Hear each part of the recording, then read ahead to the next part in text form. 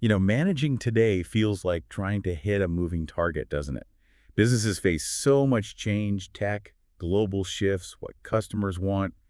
It's constant. It really is. It makes you wonder how some managers don't just cope, but actually thrive and innovate through all that chaos. Exactly. It's not just about keeping the ship steady anymore. You need um, a really fresh approach. We've seen that highlighted in some of the core management thinking we looked at. And that's what we're diving into today, right? The real fundamentals, what makes a manager tick, what roles they actually play, the skills they need, and those core functions they have to juggle. Yeah, precisely. We've gathered some great material foundational principles, strategy stuff, how to actually structure an organization, and how to keep things on track with controls. And importantly, it's not just theory. There are some really practical case studies and even those self-check tools that kind of ground these ideas in reality. hmm So our mission, if you like, for this deep dive is pretty clear. Equip you, our listener, with a solid grasp of these core management concepts. Yeah, understand how things like planning and structure really connect to how well a company actually performs. It's about navigating that complexity. Okay, let's get right to it then. The bedrock seems to be these four management functions: planning, organizing, leading, and controlling. We hear these words a lot. We do. But how do they really work together? Think of them as essential gears. Planning is about figuring out the where and how. Where do we want to go? How do we get there? Right, setting the destination and the map. Exactly.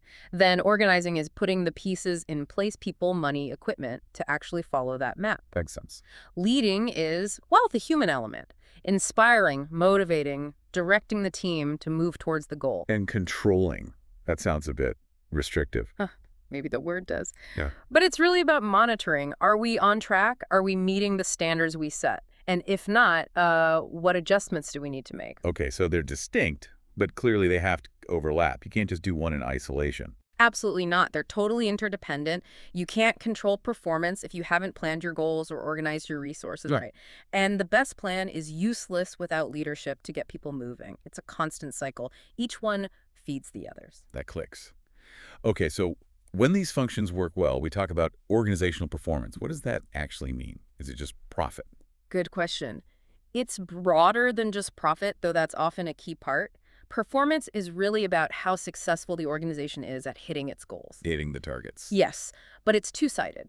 There's effectiveness, doing the right things, achieving the intended goals, and there's efficiency, doing things right, using resources wisely, minimizing waste. High performers nail both. Effectiveness and efficiency. Got it. So knowing the functions is one thing, but managers need certain abilities, right? Skills. Yeah. Our sources talk about three main types: conceptual, human, and technical. That's the classic breakdown. Conceptual skills are about seeing the big picture, understanding how all the parts of the organization fit together, thinking strategically. Like a chess player seeing the whole board. Sort of, yeah. Then human skills, sometimes called interpersonal skills, that's all about working with people. Communicating, motivating, resolving conflict, building teams. Crucial stuff. Definitely. And technical skills. That's the specific knowledge and proficiency needed for particular tasks.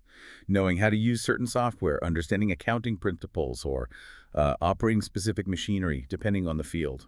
And the mix of these skills needed isn't the same for every manager, is it? Like a CEO versus a frontline supervisor. Exactly right.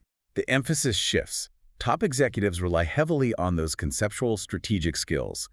They need to see the forest, not just the trees. Okay. Middle managers need a strong blend of all three. They translate the strategy, so they need conceptual understanding, but they also manage teams and processes, so human and technical skills are vital. And first-level managers, the ones directly overseeing staff.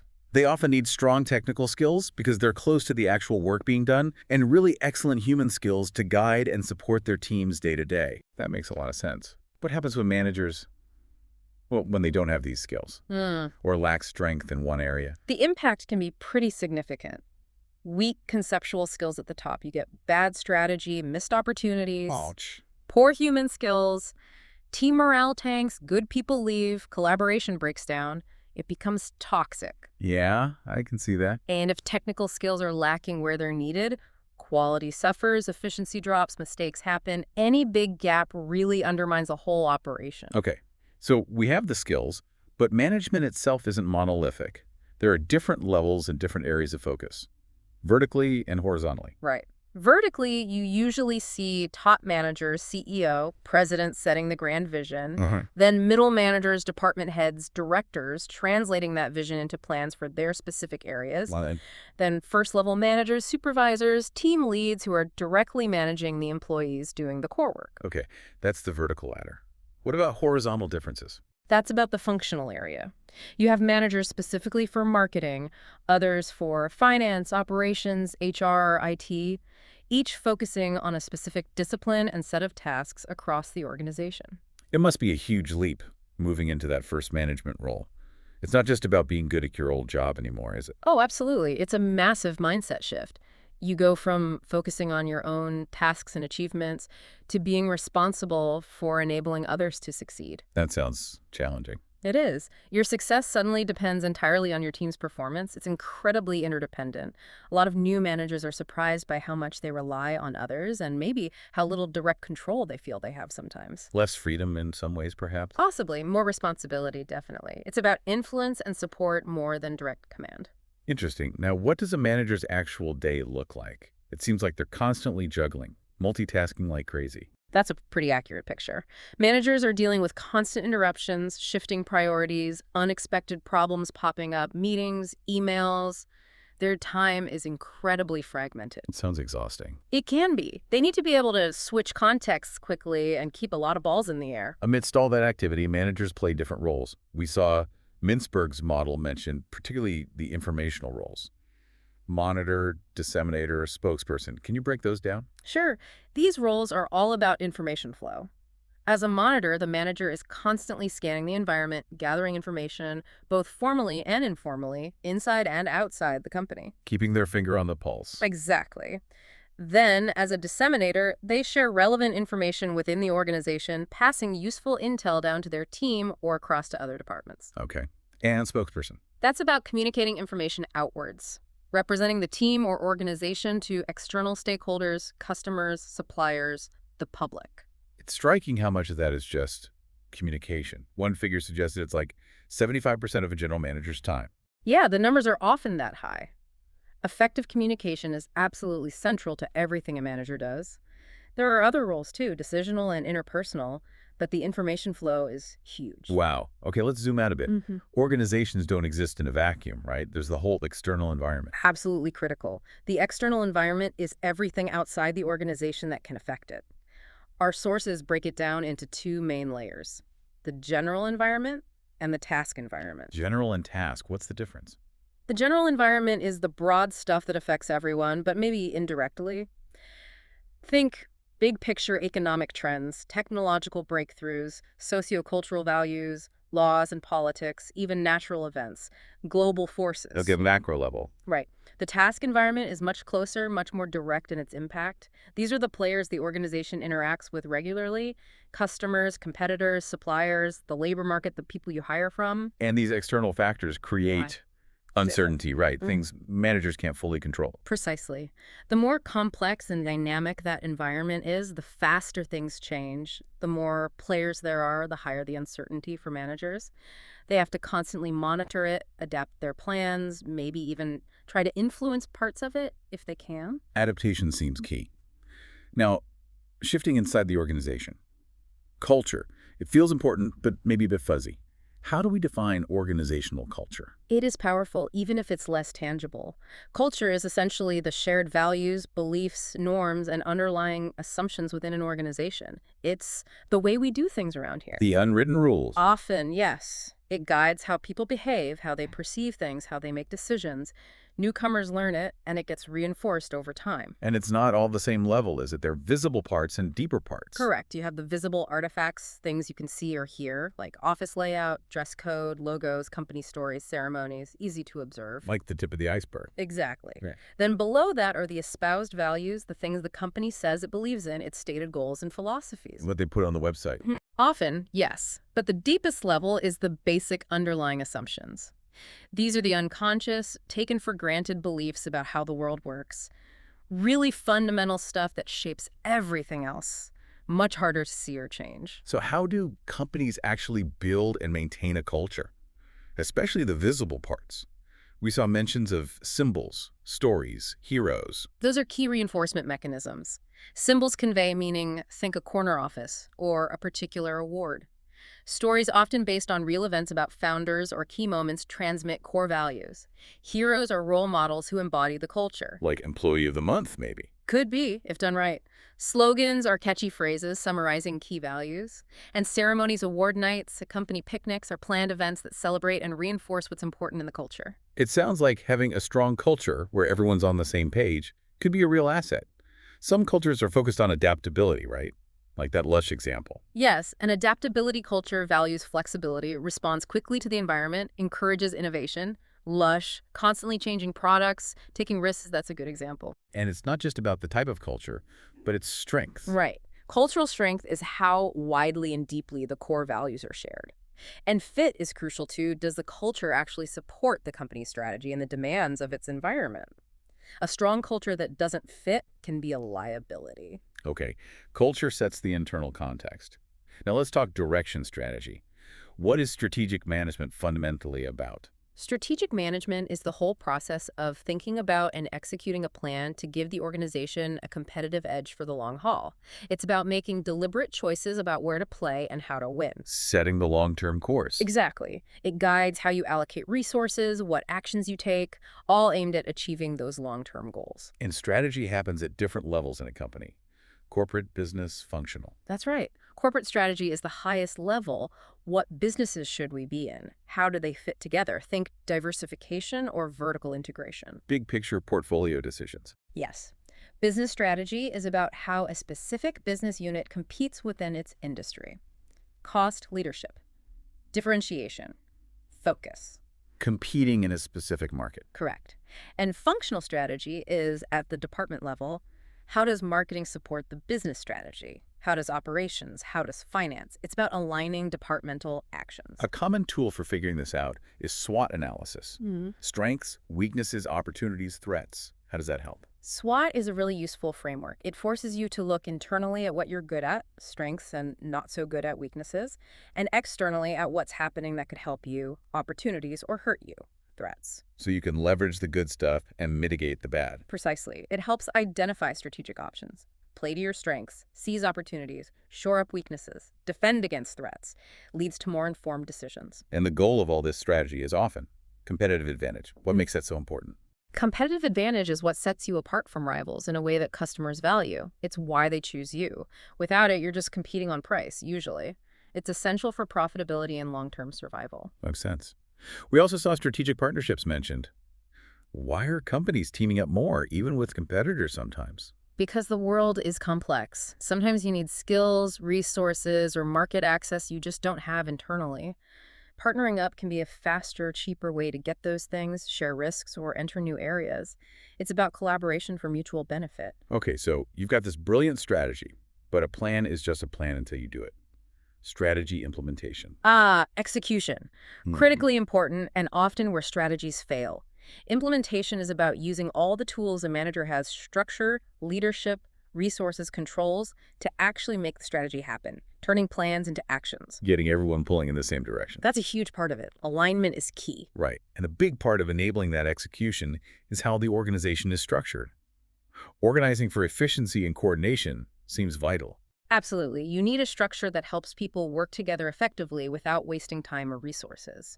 Efficiency is about resource use. Coordination is about making sure different parts work together smoothly towards the common goal. There are some core design elements here. Work specialization, chain of command, span of management, centralization. Can we unpack those quickly? Sure. Work specialization is how much tasks are broken down into small, specific jobs. Assembly lines are high specialization. Okay. Chain of command is the line of authority who reports to whom. Unbroken line from top to bottom. A hierarchy. Basically, yes. Span of management, or span of control, is how many employees report directly to one manager. Can be wide or narrow. And centralization versus decentralization. That's about where decisions get made. Yeah. Centralization means decisions are concentrated at the top. Decentralization pushes decision-making authority down to lower levels. And there's a trend towards wider spans of control if the work is pretty routine. Why is that? Yeah, if the tasks are stable, employees are well trained, you don't need constant close supervision. A manager can oversee more people effectively, which can flatten the structure and speed things up. Makes sense. Now, there are different ways to build that structure overall: functional, divisional, matrix, teams, even virtual networks. What's a key upside of the functional structure? Grouping by skills like marketing or finance. A big plus of the functional structure is that it allows for deep expertise to develop within each function. People learn a lot from colleagues doing similar work. It can be very efficient within those departments. But maybe not so great for cross-department work. That can be the downside, yes. Potential for silos, slower response to market changes that require coordination across functions. So the structure really needs to match the strategy, right? And maybe the technology used. It's not one size fits all. Definitely not. The best structure supports what the organization is trying to achieve. If you need innovation and speed, maybe a team-based or matrix structure is better. If efficiency in a stable environment is key, functional might work well. It has to fit. Okay, before we can control things or even structure them, we need that roadmap, again, planning and goal setting. Sounds fundamental. Absolutely fundamental. Without clear goals and plans, you're just drifting. How do you allocate resources? How do you measure success? Planning gives direction, aligns efforts, and sets the basis for control. Goals motivate and focus people. And goals also exist at different levels, mirroring the strategy levels: strategic, tactical, operational. Exactly. Strategic goals are the big, long-term ones set by top management. Think market share, overall growth. Tactical goals are set by middle managers for their departments, supporting the strategic goals, usually shorter term, more specific. Like launching a specific product line this year. Right. And operational goals are very specific, short-term targets for frontline teams and individuals. Daily or weekly quotas, project milestones, they all need to cascade down and align. For goals to actually work, they need to be well defined. The SMART acronym comes up a lot: specific, measurable. Achievable, relevant, and time-bound. SMART, specific, clear about what needs to be done. Measurable, you need to know if you hit it. Achievable, challenging but realistic. Relevant, linked to broader organizational goals. Time-bound, has a deadline. That framework makes a lot of sense for setting effective goals. Yeah. What about management by objectives, MBO? How does that help align things? MBO is a system to make that alignment happen systematically. Managers and employees work together to set goals, develop action plans, review progress regularly, and then evaluate performance based on achieving those agreed-upon goals. So it's more collaborative. Yes, much more. It aims to increase motivation and ensure everyone understands how their work contributes to the bigger picture. And given uncertainty, things go wrong. Plans need backups. Contingency planning, crisis planning. Essential in today's world. Contingency planning is about thinking, what if? What if our main supplier fails? What if a competitor makes a surprise move? You develop alternative plans. You can prepare. Exactly. And crisis planning is for the big, unexpected shocks, natural disasters, major scandals, pandemics. How do you respond quickly and effectively to protect the organization? You need a plan before the crisis hits. Okay, brings us full circle back to the last function: control, making sure things stay on track. Why is this so crucial? Because even the best plans can go astray. Control is the process of monitoring activities, comparing performance against the goals set during planning, and correcting any significant deviations. It ensures you actually achieve what you set out to achieve. And there's a standard process for this. Steps involved. Generally, yes. 4 steps usually. First, establish standards. What does good performance look like? Often based on the goals. Second, measure actual performance. Third, compare performance to standards. Are we meeting them? Exceeding? Falling short? And the fourth step. Take corrective action. If performance is off track, you need to figure out why and do something about it. That might mean changing the plan, the way work is done, or even adjusting the standard if it was unrealistic. And control doesn't just happen after the fact, right? There are different timings. Feed-forward, concurrent, feedback. Good point. Feed-forward control tries to anticipate problems before they happen, like inspecting raw materials before they enter production. Preventing issues. Yes. Concurrent control happens during the activity, like monitoring employee performance in real time, offering guidance. Correcting as you go. Right.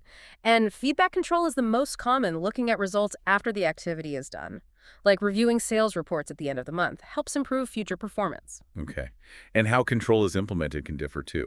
Hierarchical versus decentralized. Big difference in philosophy there. Hierarchical control relies on rules, procedures, close supervision, formal authority, top-down. More traditional, maybe? Often, yes. Decentralized control relies more on the organization's culture, shared values, employee empowerment, and self-control. Assumes employees are motivated and capable. Trusting people more. Essentially, yes, it often fits better with more flexible, adaptive organizations. And total quality management, TQM, fits into that decentralized approach, focusing on continuous improvement. Absolutely. TQM is all about involving everyone in constantly improving quality to meet customer needs. It relies heavily on employee involvement, understanding the customer, learning from others through benchmarking, and that core idea of Kaizen or continuous improvement. It's definitely a decentralized philosophy. Right. And finally, a very common control tool, financial analysis, using financial statements. Yep, can't forget the numbers. Managers use things like balance sheets, income statements, and financial ratios to track financial performance against budgets and goals. Are we profitable? Managing debt well? Using assets efficiently? It's a critical feedback loop for control. So, wow, we've covered a lot of ground there. From those four core functions: planning, organizing, leading, controlling, and how they interact. Yeah, to the essential skills managers need, conceptual, human, technical, and how that makes changes depending on their level. We looked at the different types of managers, vertically and horizontally, and that big shift involved in actually becoming one. Plus, the fast-paced reality of their day-to-day roles, especially around information. And then stepping back to see how the external environment shapes things and the huge, often hidden influence of organizational culture inside. Then we jumped into strategy, formulating it with tools like SWOT, understanding competitive advantage, and the critical need for solid implementation. Right. And how organizational structure, functional, divisional, etc., needs to align with that strategy and technology to enable efficient, coordinated work. Followed by the absolute necessity of clear planning and goal setting, using things like SMART goals and MBO for alignment, plus planning for when things inevitably go wrong. And wrapping up with managerial control of process, the different types, contrasting approaches like hierarchical and decentralized, and tools like TQM and financial analysis, it really does provide that foundational toolkit. It really does. Understanding these fundamentals gives you a much clearer lens for viewing how businesses operate and, frankly, for navigating your own career within them. Absolutely. And it leaves us with a thought, doesn't it? Considering just how fast everything is changing out there. Yeah. Which of these fundamental aspects, the functions, the skills, culture, strategy, structure, planning, control, which one do you think presents the biggest challenge, but maybe also the greatest opportunity for organizations really trying to grow profitably and sustainably today? That's a great question to ponder. Each one feels pretty crucial in this environment. Definitely something for you, our listeners, to think about. Maybe even revisiting some of those case studies or self-assessments could spark some interesting reflections on that.